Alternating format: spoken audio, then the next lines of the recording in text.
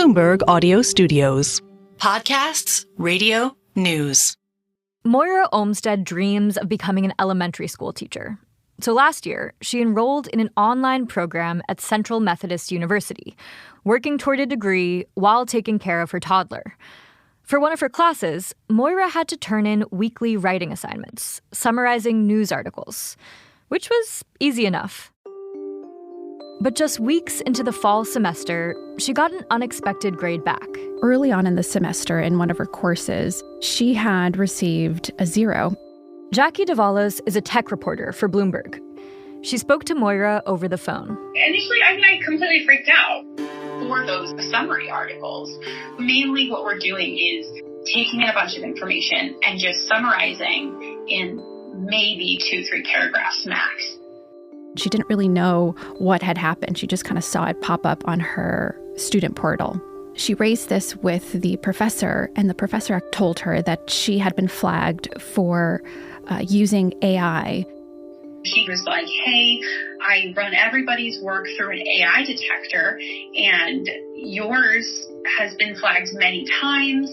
It's just getting out of hand. But Moira says she never used generative AI, tools like ChatGPT, to write her assignments. To her, it was being blindsided by this technology that she had never really seen before. And Moira immediately followed up asking for additional details as to how this could have happened. I was just like, okay, thanks for bringing that to my attention. Like, I'm actually, I'm a future educator. I really am super against the use of AI, specifically in opinion and thought pieces. She had to raise it to several other administrators at her school. She had multiple meetings, emails that showed, this back and forth between her expressing this confidence in her work that just was being put into question, basically. Her grade was ultimately changed, but Moira started to take extra precautions with her work, putting it through AI checkers herself, screen recording her progress and attaching the recordings to her assignments. Anything to prove her work was original. But Jackie's reporting found there was another reason Moira's work may have been mistakenly flagged as AI generated. She's on the autism spectrum, and she's always written with somewhat of a formulaic kind of style. And so Moira, understanding that this might be perhaps one of the gaps that AI detectors have, she knew she wanted to be armed with proof that she had completed her work in case this came up again. Students who fall into this category, either they're neurodivergent or English is their second language, they tend to get picked up more than their peers who might not fall into these categories. Moira is just one student grappling with the challenges presented by this new frontier in education. And those challenges are playing out at schools and universities all over the country. I'm Sarah Holder, and this is The Big Take from Bloomberg News. Today on the show, how universities and students are adapting to the emergence of generative AI, and what happens when efforts to crack down on its use backfire. Jackie, Moira wasn't using generative AI to do her homework. She's adamant that she wasn't. But other students are using tools like ChatGPT to help write their papers. Can you just give us a sense of how big of a thing is this, really, right now? It's huge. Some students like to use tools just for the spell check, just for the syntax, and then a level up to help me rewrite this one section, to all the way to just help me write my entire essay. And this is where you've seen this other cottage industry of startups and tools crop up to help basically detect against that.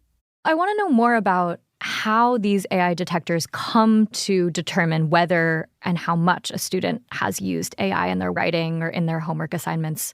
How do these tools work at a basic level?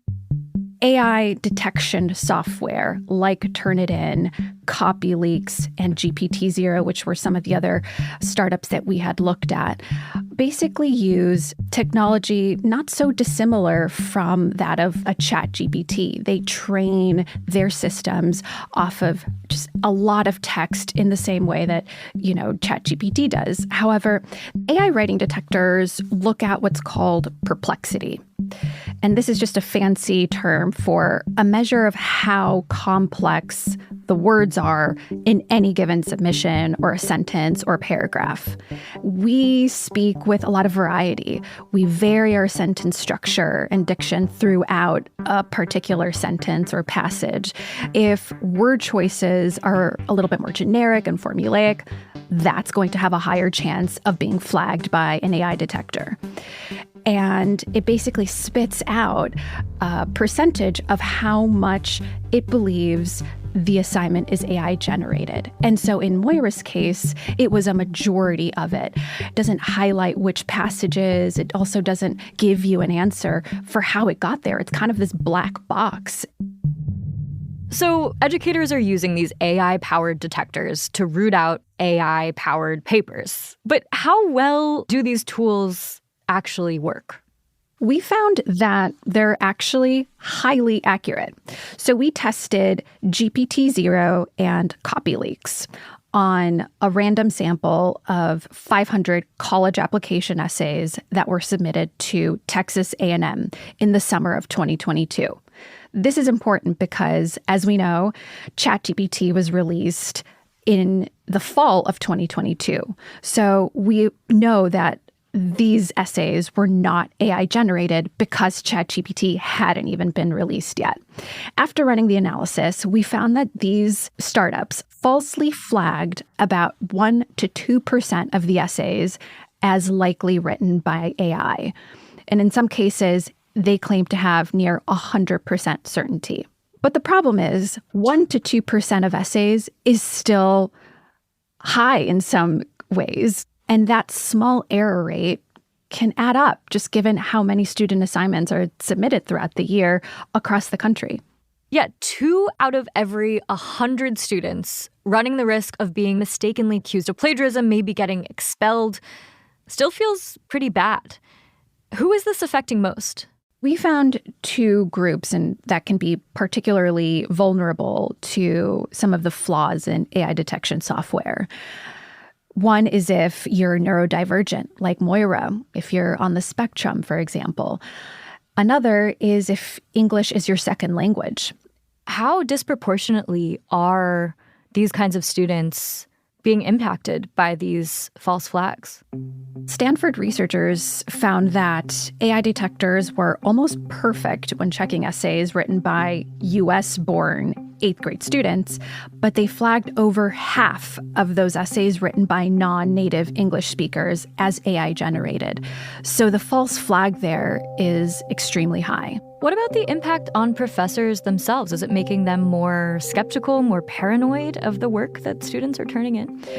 On the whole, professors are still a little bit on the fence about how exactly AI should be used in the classroom.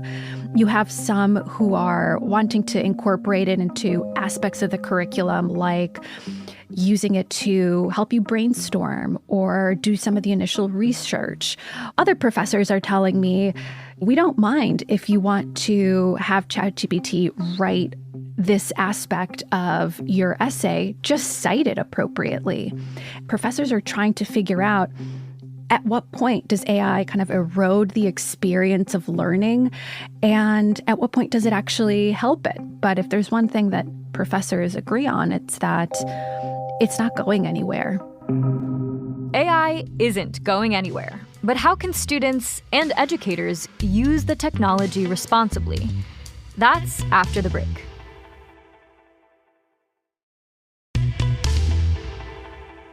We're back. I've been speaking with Bloomberg reporter Jackie Davalos about the shortcomings of software that colleges and universities are using to detect and root out AI-generated work. Are they trying to set new policies to incorporate the understanding that these AI detection tools have some blind spots? Definitely. You're seeing some schools put down firmer policies around what's considered plagiarism. If you use ChatGPT for a part of your essay and don't cite it, that can be considered plagiarism. But if you do cite it, then it's okay. And others are basically allowing professors to use these AI detection tools however they please without actually saying, if your essay is 50% AI generated or 98% AI generated, then you will face a consequence. So it's left up to the professor to what's acceptable. But some universities are really mindful of the fact that these AI detectors aren't completely accurate. What are students doing to make sure that their original work isn't mistaken for AI? Students are really starting to get creative with how they can protect themselves. Many of them told me that, like Moira, they're starting to do their work in Google Docs and tracking everything to create this digital paper trail. Others tell me that they're using other tech tools out there that are almost created as a way to humanize your text. I had a conversation with a student who went to school in California, and he was telling me how he tweaks his wording in some parts of an essay to actually sound worse because he's afraid that if it sounds too good, then that it might get caught by an AI detector. This all sounds like so much work for students and for educators to kind of work around the blind spots that this technology has. What are companies trying to do to improve their models? We spoke to almost all of the companies that we looked at, and what they told us is that they actually intentionally oversample underrepresented groups like students who might not be native English speakers, and that because of that, it's kind of this ever-evolving process of iterating and making it more accurate. We also spoke to the CopyLeaks co-founder and CEO who told us that they're 99% accurate, but still a small number of errors can occur from time to time.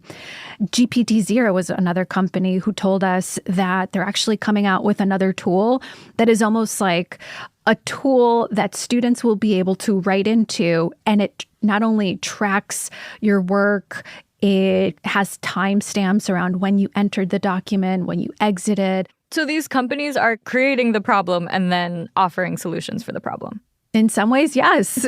It's funny because it also shows that they acknowledge that the detection software itself is imperfect. The thing that these companies emphasize is that they're now trying to get that professor feedback and relate to them too that this isn't the end-all be-all tool that you should use to grade your students' work. Jackie, my last question for you is just about Moira. How is she doing now? Has she finished her studies, and is she becoming a teacher herself? She's on track to continue her coursework this semester. She's a mom of 2 now, and she's really excited about what's ahead.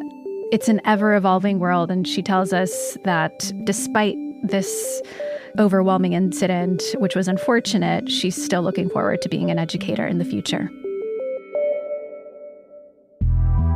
Thank you so much, Jackie. Thank you. This is The Big Take from Bloomberg News. I'm Sarah Holder. This episode was produced by Thomas Liu and Jessica Beck. It was edited by Aaron Edwards and Seth Fiegerman. It was mixed by Alex Sugiura. It was fact-checked by Adriana Tapia. Our senior producer is Naomi Shavin, who also edited this episode.